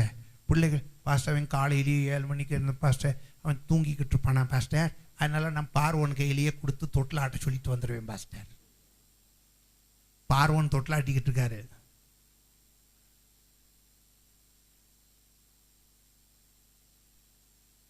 பிள்ளைகளை காலையிலே எழுப்பணும். பிள்ளைகளை என்ன செய்யணும்? காலையிலே எழுப்பணும். ஸ்கூலுக்கு போற எழுப்பணும்ல, அதே மாதிரி. ஆமே, அதே போல பிள்ளைகளை காலையிலேயே எழுப்பி பிள்ளைகள் வரும்போது எப்படி வரணும் தெரியுமா? எனக்கு அந்த ஞாபகம் இருக்கு. எங்க அப்பா முன்னால போவார், கையை ஆட்டிக்கிட்டு அவர் ஸ்பீடு 4 மைல் நடந்து போவோம் ஆலயத்துக்கு. அவர் முன்னால போவார். பின்னால பார்த்தீங்கன்னா எங்க அம்மா, அப்பா ரொம்ப தூரத்துக்கு போயிடுவார், எங்க அம்மா போவாங்க. பின்னால பார்த்தீங்கன்னா நாங்கள் அநேகராக இருக்கிறோம். எங்கள் பிள்ளைகள்லாம் பார்த்தீங்கன்னு சொன்னால் நாங்கள் 8 பேர். பின்னாலே பார்த்தீங்கன்னா குடு அவங்க 2 பேர் விறுவிறுன்னு போவாங்க. ஆனால் எனக்கு ஞாபகமாகி அந்த நாட்களில் ஒரு நாள் கூட நாங்கள் ஆலயத்துக்கு வர வேணான்னு சொன்னாதான் சண்டை போட்டுக்கிட்டு அழுவோமே ஒழிய வரலைன்னு நாங்கள் சொன்னதே கிடையாது. 4 மைல் தூரமும் நாங்கள் பார்த்தீங்கன்னா எங்கள் அம்மா பின்னாலேயே அப்படியே குடு குடு குடு குடு நடக்க முடியாது. 4 மைலுங்க. 4 மைல்னா கிட்டத்தட்ட எனக்கு எத்தனை கிலோமீட்டருங்க? 6 கிலோமீட்டர். 6 கிலோமீட்டர் நடந்தே போவோம். பின்னாலேயே குடு குடு குடு குடுன்னு ஓடி போவோம். அந்த நாட்களை நான் நினைவு கூறுகிறேன். நாங்க வீட்டில் இருக்கணும்னு சொன்னாலும் எங்க அம்மா எங்களை விட மாட்டாங்க. வலுக்கட்டாயமாய் அந்த நேரம் எனக்கு ஞாபகம் இருக்கு. 6-7 வயசு. நடக்கவே முடியாதுதான். ஆனாலும் நடப்போம். அதனால தான் இன்னைக்கு நாங்கள் உருப்படியாக இருக்கோம். ஆமென். எகிப்தின் அருவருப்புகளுக்கு அப்பால் பட்டு உருப்படியாக இருக்கிறதுக்கு காரணமே அதுதான். உங்கள் பிள்ளைகளை எக்காரணத்தை கொண்டும் நீங்கள் ஆலயத்தில் வீட்டில் விட்டுட்டு ஆலயத்துக்கு வரவே கூடாது. ஆமென். நானும் என் வீட்டாருமோ வென்றால் கர்த்தரையே சேவிப்போம். நாங்க எப்படி சேவிப்போம்? நானும் என் வீட்டாருமோ வென்றால் கர்த்தரையே சேவிப்போம். இப்ப பாருங்க, சிலர் சொல்லுவாங்க ரொம்ப சுகமுள்ள பாஸ்டர்னு. நான் என்ன சொல்ல கேட்டீங்கன்னா, வீட்டில் எல்லாரும் கோயிலுக்கு வந்த பிறகு நீ அனாதையா சேர்த்து கிடக்கிறத காட்டிலும் அப்படியே உயிர் போறதா இருந்தாலும் சர்ச்சில் வந்து மறிச்சா எவ்வளவு சந்தோஷம் தெரியுமா? என்ன அல்லேலூயா. நேற்று நைட்டாக இன்னைக்கு காலையிலேயே நான் ஜோம் பண்ணிக்கிட்டு இருக்க நேரம் நான் நினச்சேன், ஒவ்வொருத்தருக்கும் ஒவ்வொரு ஆசை இருக்கும். நான் சொன்னேன், சும்மா வீட்டிலெல்லாம் படுத்து கிடக்கிற நேரம் ஜாகப்படாது. புரியுதா? பிரசங்கம் பண்ணிக்கிட்டு இருக்கிற நேரம் தான் உயிரே போகணும். இன்னைக்கு காலையிலே தான் நான் நினச்சேன்னு நினைக்கிறேன். புரியுதா? ஆமாம். சும்மா வீட்டில் போய் அவர் அப்படியே படுத்து அப்படியே அப்படிலாம் கிடையாது. பிரசங்கிக்கும் போது, ஊழியம் செய்து கொண்டு இருக்கும்போது உயிர் கர்த்தர்கிட்ட போகணும். புரியுதா? நீங்கள்லாம் இங்கே வந்து ஆராதிச்சுக்கிட்டு இருக்கிற நேரமே உங்கள் உயிர் எல்லாம் போகணும். அல்லேலூயா. ஆமே. உங்க உயிர் என்ன நீங்க விட்டுட்டு வந்த பிள்ளைகள் யாராவது இருந்தா சொல்றேன், உங்க பிள்ளைகள் உயிரும் இங்கே தான் போகணும். ஆமே. ஒரு நாள் உங்க பிள்ளைகளை விட்டுட்டு ஆலயத்துக்கு வரவே கூடாது. அது பார்வோனின் தந்திரம். புருஷர்கள் மாத்திரம் போங்க. புரியுதாங்க? புருஷர்கள் மாத்திரம் போங்க, மற்ற யாரும் போகாதீங்க. மற்றவர்கள் எல்லாம் நீங்க என்ன செய்யுங்க, இங்கேயே இருங்க. அப்ப ஆலயத்துக்கு போற நேரம் பிரிவினையை உண்டாக்குறது யாரு? பிசாசு. சரி, அதுக்கு அவன் என்ன சொன்னா? வாசிங்க 11.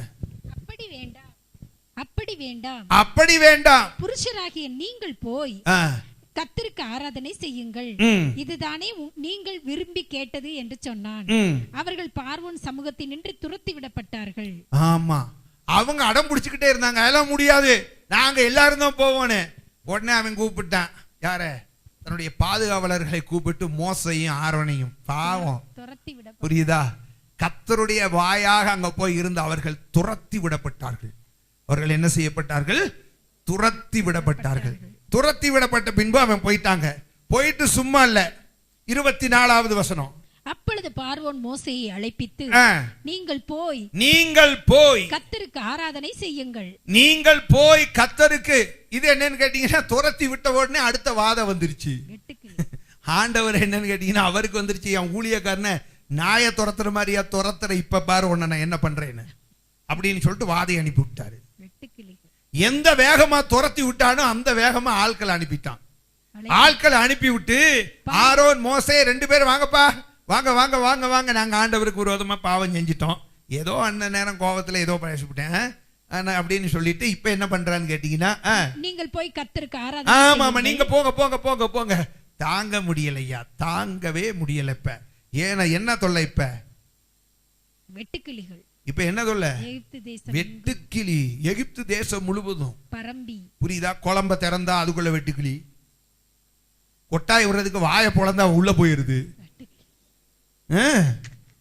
மூக்குக்குள்ள எல்லாம் பஞ்சு வச்சுக்கிட்டு படுக்க வேண்டிய நிலைமாயி போச்சு. ஏன்னா அது கூண்டு இருக்கு மாதிரி இருக்குன்னு மூக்குக்குள்ள எல்லாம் போக ஆரம்பிச்சிருச்சு.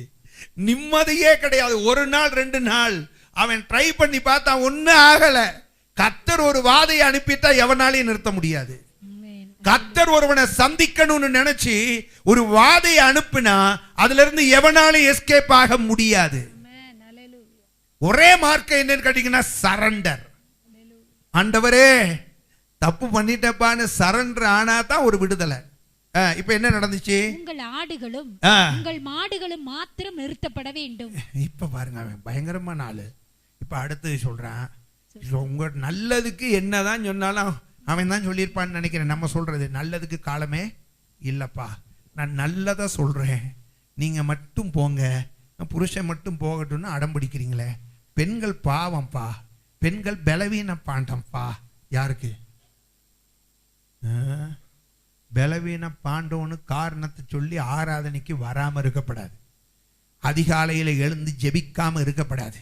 பெண்கள் நாங்கள் பலவீன பாண்டோம் பலவீன பாண்டம்னு சொன்னீங்கன்னா, முழங்கால் போட்டுட்டு ஆவியில் நிறந்தீங்கன்னா ஸ்பெஷல் பலன் வந்துடும். அப்புறம் எங்க பலவீன பாண்டம்? பலனான பாண்டம். என்ன பாண்டம்? ஆமா.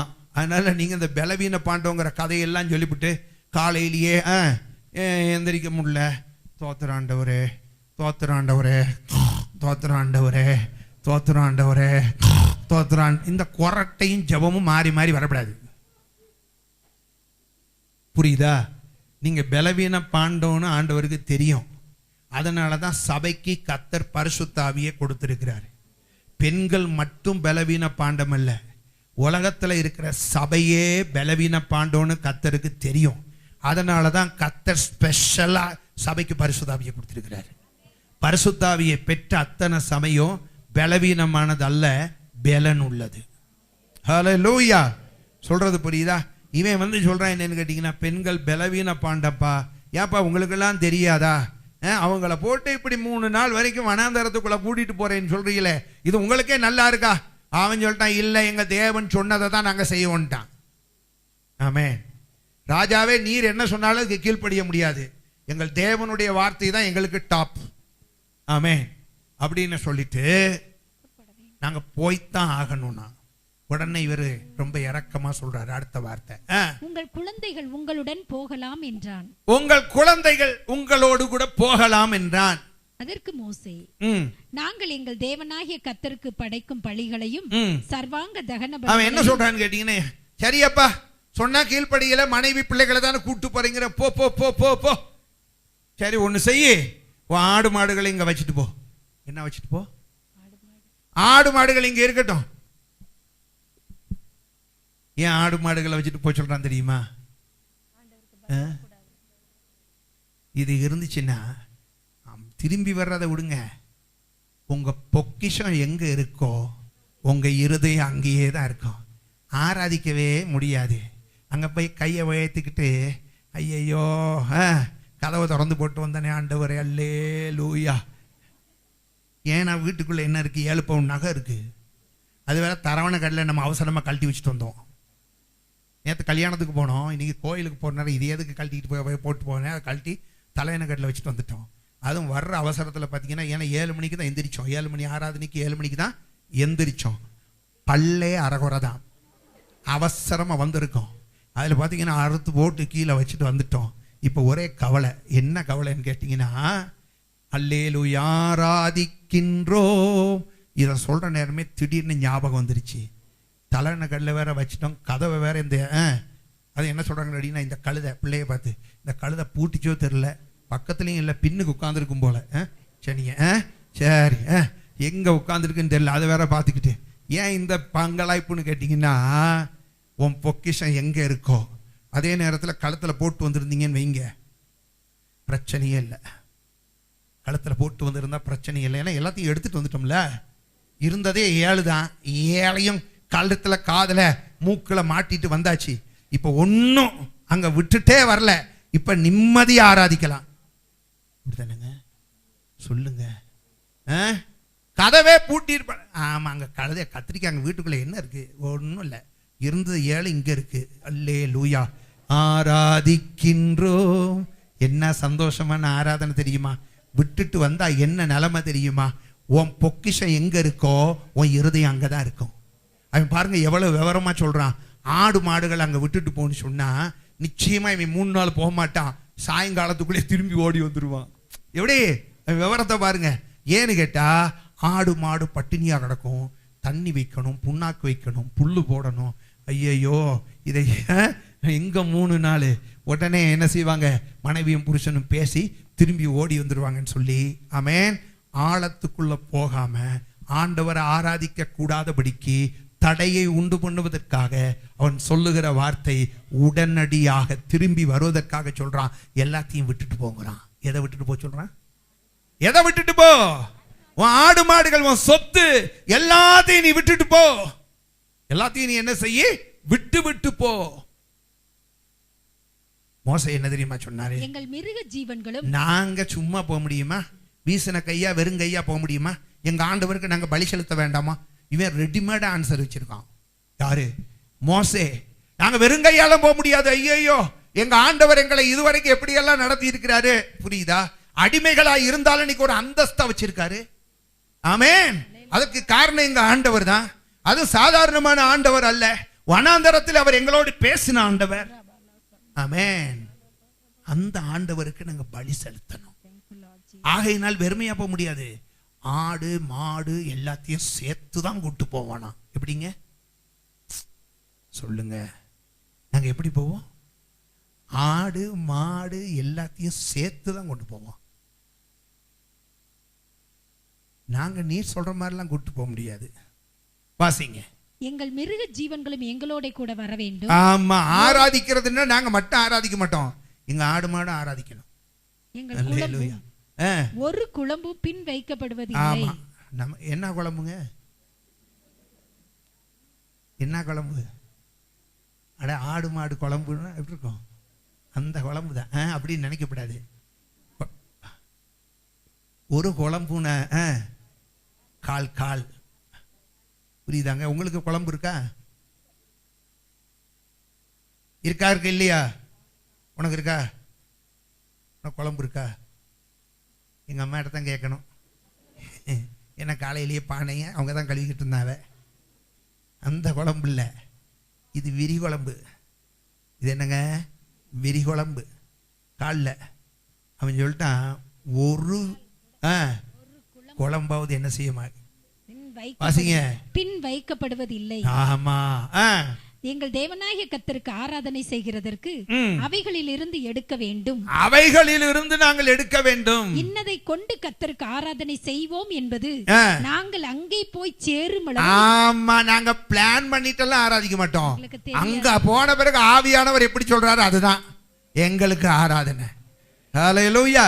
நாங்க பிளான் பண்ணிக்கிட்டுலாம் போக மாட்டோம். இங்க போய் அப்படிதான் நாங்க ஆராதிப்போம். இன்னைக்கு கை அசைச்சு இப்படி ஆராதிப்போம், இப்படி குதிச்சு ஆராதிப்போம், பாட்டு பாட்டு அப்படிலாம் கிடையாது. அங்க நாங்க போவோம், அவர் எங்களுக்கு என்ன சொல்றாரு அப்படி நாங்க ஆராதிப்போம். ஹல்லேலூயா. எங்க ஆராதனை எங்க கையில இல்லையா? என்ன? ஹல்லேலூயா. எங்க ஆராதனை எங்க கையில கிடையாது. அங்க போன உடனே அவர் என்ன விரும்புறாரு அதுபடிதான் போகுயா. ஹல்லேலூயா. அவர் இஷ்டப்படி அந்த ஆராதனையை நாங்க விட்டுட்டோம் வைங்க, அவர் விரும்பினதெல்லாம் செய்வார், ஆசீர்வாதத்தை தருவார். ஆமென். ஹல்லேலூயா. அந்த வசனத்தை திரும்ப வாசிங்களேன். அவைகளிலிருந்து எடுக்க வேண்டும், இன்னதை கொண்டு கர்த்தருக்கு ஆராதனை செய்வோம் என்பது நாங்கள் அங்கே போய் சேரும் அளவும் எங்களுக்கு தெரியாது. எங்களுக்கு வொர்ஷிப்பை பொறுத்தவரையில ப்ரீ பிளானே கிடையாது. ஆனா 3 நாள் போய் தான் ஆராதிக்கணும். அந்த பிளான் அது அவர் சொன்னது. மற்றபடி எங்களுக்கு ப்ரீ பிளானே கிடையாது. வாசிங்க. இன்னதை கொண்டு கர்த்தருக்கு ஆராதனை செய்வோம் என்பது நாங்கள் அங்கே போய் சேரும் அளவும் எங்களுக்கு தெரியாது என்றான். கர்த்தர் பார்வோனுடைய இருதயத்தை கடினப்படுத்தினார். அவன் அவர்களை போகவிட மனதில்லாதிருந்தான். பார்வோன் அவனை நோக்கி, என்னை விட்டு அப்பாலே போ, நீ இனி என் முகத்தை காணாதபடி எச்சரிக்கையாயிரு. நீ இனி என் முகத்தை காணும் நாளில் நீ மூஞ்சில முழிக்காத போ அப்படின்றான். என்ன சொல்லிட்டான்? இனிய மூஞ்சில முழிக்காத போ அப்படின்னு ரொம்ப கோபமா பேசினான்.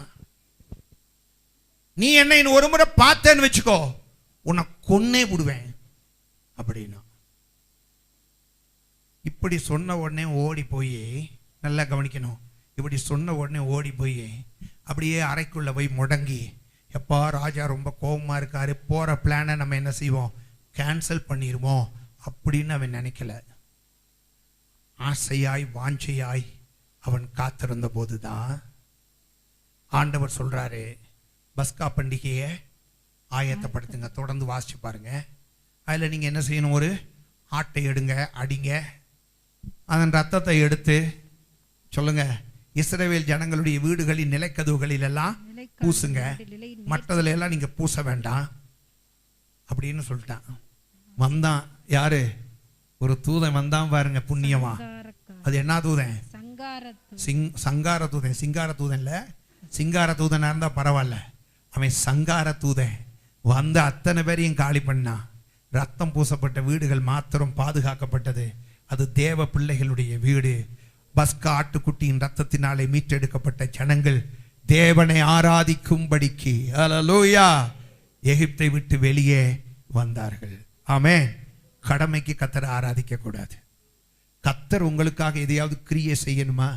அதுக்கப்புறம் பாருங்க, அவர்கள் கர்த்தருக்காக சாதாரணமா ஆராதிக்காம, பார்வோனுடைய விருப்பத்தின்படி ஆராதிக்காம, பரிசுத்த ஆவியானவருடைய நடத்துதலின்படி அவர்கள் ஆராதித்ததினாலே நடந்த சம்பவம் என்ன தெரியுமா?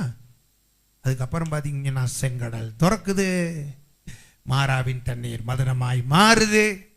சொல்லுங்க அல்லேலூயா. வானத்தில் இருந்து மண்ணா இறங்குது. அற்புதம்னா அற்புதம். அப்பாடா, ஆஹா ஓஹோன்னு எங்க போய் சேர்ற வரைக்கும், கானானுக்குள்ள போய் சேர்ற வரைக்கும் அற்புதம் தான் ஐயா. ஆமென். உன் இஷ்டத்துக்கு ஆராதிக்க கூடாது, பிசாசை பிரியப்படுத்துற மாதிரி ஆராதிக்க கூடாது. கர்த்தர் சொன்ன வண்ணமாய், கர்த்தர் எதிர்பார்க்கிற வண்ணமாய் தேவனுடைய பிள்ளைகளாகிய நீங்க ஆராதிச்சு பாருங்க. செங்கடல் ரெண்டாக பிளக்கும், மாறாவின் தண்ணீர் மதுரமாய் மாறும், சீனாய் மலையிலே கர்த்தர் அற்புதங்களை செய்வார். அது மாத்திரமல்ல, வானத்திலிருந்து மன்னா உண்டாகும். நீ கானானுக்குள்ள போய் பிரவேசிக்கிற வரைக்கும் கர்த்தர் உனக்கு நன்மைகளை செய்து கொண்டே இருப்பார். ஹல்லேலூயா. ஆராதிக்கிற அந்த ஜனங்கள் நடுவையிலே கர்த்தர் ஒருபோதும் அவர்களை விட்டு விலகவே மாட்டார். கர்த்தர் அவர்கள் நடுவிலே வைப்பார்.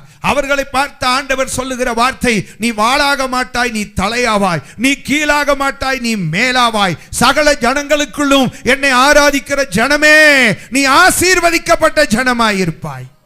ஹல்லேலூயா. ஆகையினால கர்த்தருடைய எதிர்பார்ப்பு படி நாம் கர்த்தரை ஆராதிக்கணும். ஆமென். ஹல்லேலூயா. அருவருப்புகளை இருந்துகிட்டே ஆராதிக்கிறதுக்கு யோசிக்காதீங்க. பாவம் ஒரு பக்கத்தில் இருக்கு. அப்பப்போ பார்த்தீங்கன்னா, ஆண்டவரே இதை கண்டுக்காதீங்கப்பா, மன்னிச்சுங்கப்பா, நான் பலவீனப்பாண்டப்பா, புரியுதா, இப்படி எல்லாம் சொல்லிவிட்டு ஆராதிச்சுக்கிட்டு இருக்கக்கூடாது. இதை முற்றிலுமா உன்னை விட்டு நீக்கணும். அருவருப்பு இல்லாம கர்த்தரை ஆராதிக்கணும். ரெண்டாவது சொல்லுங்க, கொஞ்சம் ஆழத்துக்குள்ள போய் கர்த்தரை ஆராதிக்கணும். மினிமம் எத்தனை நாள்? 3 நாள். அல்லேலூயா. அதாவது இது எப்படின்னு கேட்டீங்கன்னா, ஆவிக்குரிய அனுபவம் இல்லாம கர்த்தரை ஆராதிக்க கூடாது. ரட்சிப்பின் அனுபவம், பாவ மன்னிப்பின் அனுபவம், ஆண்டவரோடு உடன்படிக்கை செய்த அனுபவம், இந்த அனுபவங்கள் எல்லாம் இல்லாம கர்த்தரை ஆராதிப்பது ஒரு செத்த ஆராதனை. அனுபவத்தோடு, ஆவிக்குரிய அனுபவங்களோடு கர்த்தரை ஆராதிக்கணும். மூன்றாவது சொல்லுங்க, மனைவி பிள்ளைகள் எல்லாத்தையும் கூட்டிட்டு வந்து கர்த்தரை ஆராதிக்கணும். அது மட்டும் இல்ல, கர்த்தர் நமக்கு கொடுத்த சொத்து சுகங்கள் கூட கர்த்தரை ஆராதிக்கணும். ஆமென். ஆராதிக்கிற நாம கர்த்தர் நமக்காக எதெல்லாம் கொடுத்திருக்கிறாரோ அத்தனையும் ஆண்டவர் சமூகத்துல தான் வைக்கணும். ஆண்டவரே நமக்கு ஸ்தோத்திரம். புரியுதாங்க? அதுக்காக நான் கொண்டு வந்து இங்க கொண்டு வந்து பலியிட சொல்லல. எதையுமே நான் என்ன சொல்றேன் கேட்டீங்கன்னா, நீர் கொடுத்த ஆசீர்வாதம், நீர் கொடுத்தது, அது உம்ம கையில தான்.